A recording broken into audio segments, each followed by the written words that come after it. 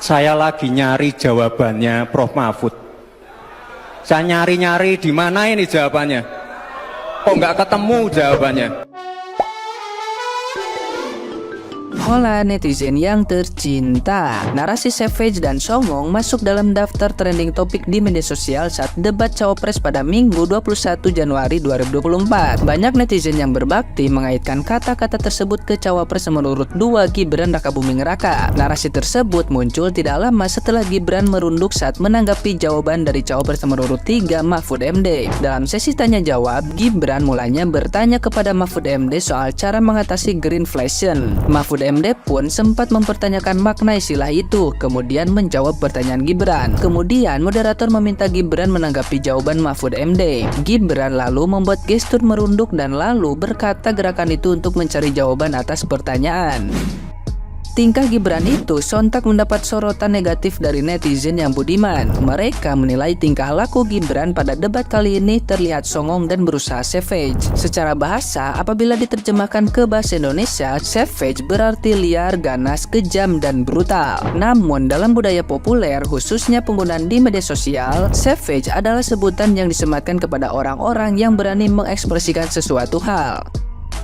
Nah, gimana nih menurut netizen yang terhormat? Silahkan berkomentar ya.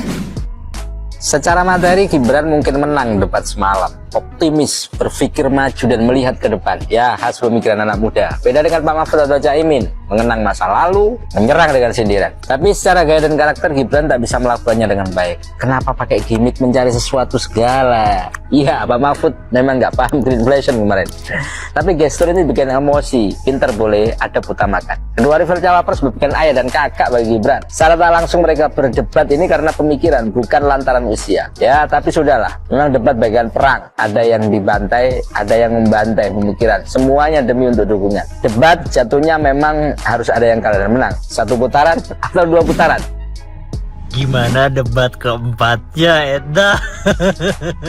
Tapi gue mau pakai mode serius. Gue sebagai anak bangsa sakit hati ngelihat profesor digituin, sumpah. Ini bukan soal main-main. Ini levelnya udah negara. Dan sepatutnya ya, selevel kita menghadapi profesor itu harusnya jauh lebih sopan, beretika. Ini satu pertama gue mau bahas ini ya. Ini secara nggak langsung kita ngajarin bagaimana cara kita menghadapi orang yang lebih tua, orang yang punya titel gelar lebih baik dari kita. Ini ngajarin yang pertama ya, gimana sikap yang benar. Dan kan tadi debatnya udah bukan lagi ngomong yel-yelan, tapi disorakin sama penonton, disorakin karena memang itu nggak layak untuk ditontonkan seluruh Indonesia. Ini ngajarin orang lain gimana caranya menghormati orang yang lebih tua, dan caranya salah menurut aku. Whatever kalau pendukungnya bilang tetap kayak lucu ketawa, ini nggak lucu sama sekali. Lu di rumah kalau sampai tadi ketawa, gue aja ngeliatnya nggak, karena gue malah gini, kok gitu sih. Terus adegan yang nyari-nyari jawaban sampai gini-gini. Ya Allah ya Robi, gue malu ini kalau ditonton sama bule-bule, ditonton sama orang lain gimana? Gue aja malu sebagai warga negara Indonesia ada debat model beginian.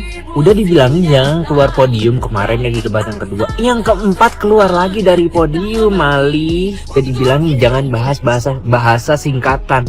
Diulang lagi bahasa singkatan dan dibilang karena ini levelnya profesor dia menurut saya ngerti. Gak begitu. Itu pasti yang dukung tuh pasti pada ketawa, tapi gak begitu. Gue yang sampai yang gue walaupun saat ini nggak mendukung paslon yang bapak profesor ini, tapi gue sangat menghormati sampai yang lu pada baca deh di Twitter responnya orang, rata-rata orang-orang Twitter tuh pinter-pinter loh. Lu lihat deh responnya di Twitter tuh seperti apa. Terus tadi ngomong 2 kali ngomongin Tom Lembong, ya kan? Tadi ngomongin Tom Lembong kan, jangan-jangan katanya yang buat adalah Tom Lembong.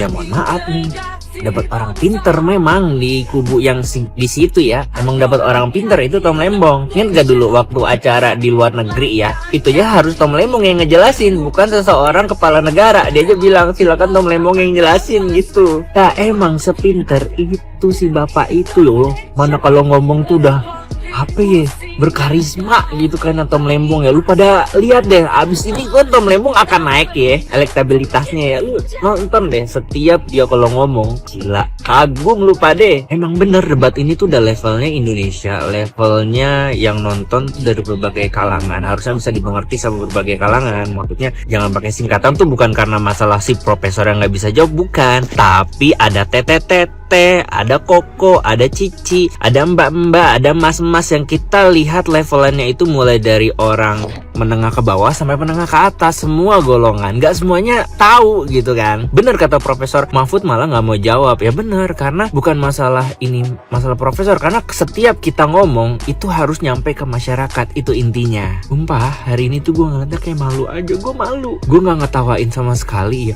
Gue malah malu kayak kok yang kayak gini dibenarkan gitu kan. Sampai moderatornya itu ngulangin lagi syarat pada saat debat, ya kan, gak boleh keluar podium sama singkatan itu jangan dipakai gitu kan, harus dijelaskan. Sekarang lu cek deh WA grup tuh pasti ramai banget, status-status orang di WA, Instagram, Twitter tuh ramai banget. Dan yang paling penting ya, keluarga kalian yang berbeda nih, berbeda paslon gitu kan, ya aku beda, ya adik kakak aku beda, ibu aku beda. Coba kalian emang kalau emang cerdas, kalau emang pintar, jelasin baik-baik, deep talk aja sama keluarga gitu, bahwasannya jangan sampai salah memilih. Sumpah, tapi memang debatnya tuh seru, kayak yang wow, semakin orang akan terbuka gitu ya. Terbuka ini debat kali ini yang memang semua unsur pada nonton, insya Allah pada nonton ya. Nggak nonton juga pasti nanti bakalan nonton, karena media sosial TikTok dan yang lainnya tuh luar biasa banget, beda sama 2019 yang kita mungkin ngandelin cuman pakai media sosial Instagram atau Facebook. Sekarang TikTok atau media sosial lainnya tuh seru dan pasti nyampe. Gue bilang sekali lagi ya, abis ini jelasin ke orang tua kalian bahwasannya kalau kalian punya pemikiran cerdas, pemikiran kenapa milih ini, coba arahin keluarga kalian. Ya jelasin aja kenapa aku memilih ini gitu, mah, pah, dek, kak gitu. Pokoknya bismillah ya, semoga nanti yang jadi presiden atau wakil presiden adalah bener-bener kebanggaannya bangsa negara ini, dengan jujur dan adil. Jujur hasilnya, jujur prosesnya.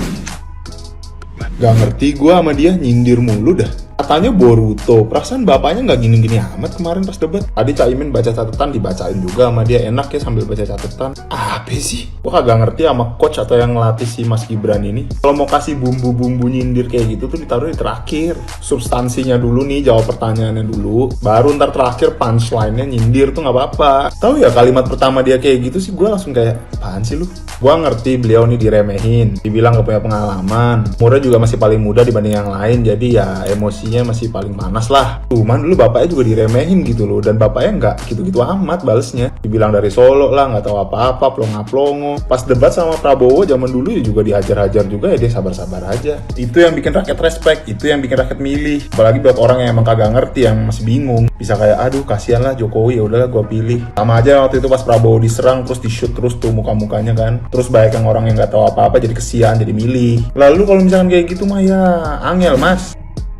Nah gini, si Samsul belimbing sayur bikin ulah sampai begini-begini, katanya nyari jawaban dari Profesor Mahfud MD. Ya bagaimana apapun itu, tapi kita dapat ilmu nih dari perdebatan ini, yaitu tentang green inflation. Sederhananya green inflation itu begini, green inflation itu adalah ketergantungan kita terhadap bahan bakar fosil. Bahan bakar fosil itu kan bukan energi hijau, artinya tidak dapat diperbarui, yang semakin lama terus semakin langka. Dalam hukum ekonomi, sesuatu yang semakin langka itu semakin mahal. Nah, semakin mahal inilah yang membuat inflasi. Inilah yang dinamakan dengan green inflation yang dimaksud oleh Gibran. Ya, semoga kita dari ini dapat ilmu baru ya, yaitu apa itu green inflation.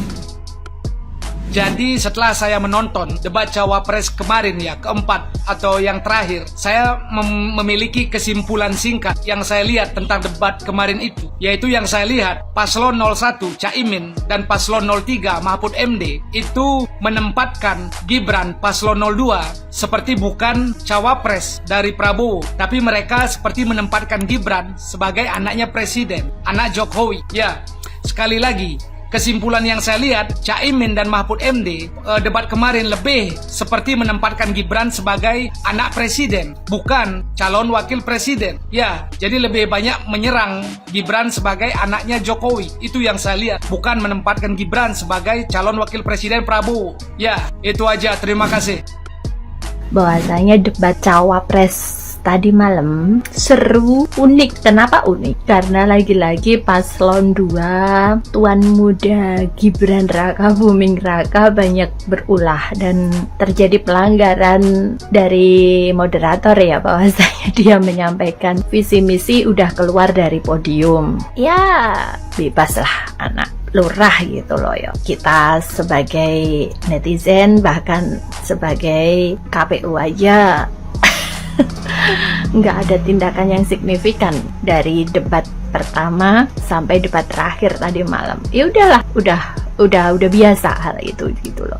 Cuman kalau paslon nomor 2 ini ngebahas etik ataupun etika, kayaknya gemeteran banget, ndredeg mak jelek. Jangan-jangan kelemahan paslon 2 itu di etika ya. Udah jelas. Dan saya memantau dari debat pertama sampai terakhir cawapres tadi malam, dan juga debat capres yang tinggal satu sesi lagi, tinggal besok 1 minggu lagi ke depan. Saya yakin kalau ngebahas soal etik ataupun etika, udah pucet, dredeg. Pokoknya seakan-akan kata kunci kelemahan paslon nomor 2 itu di etik. Kalau ngebahas etik udah deh. Udah. Angkat tangan kayaknya ya.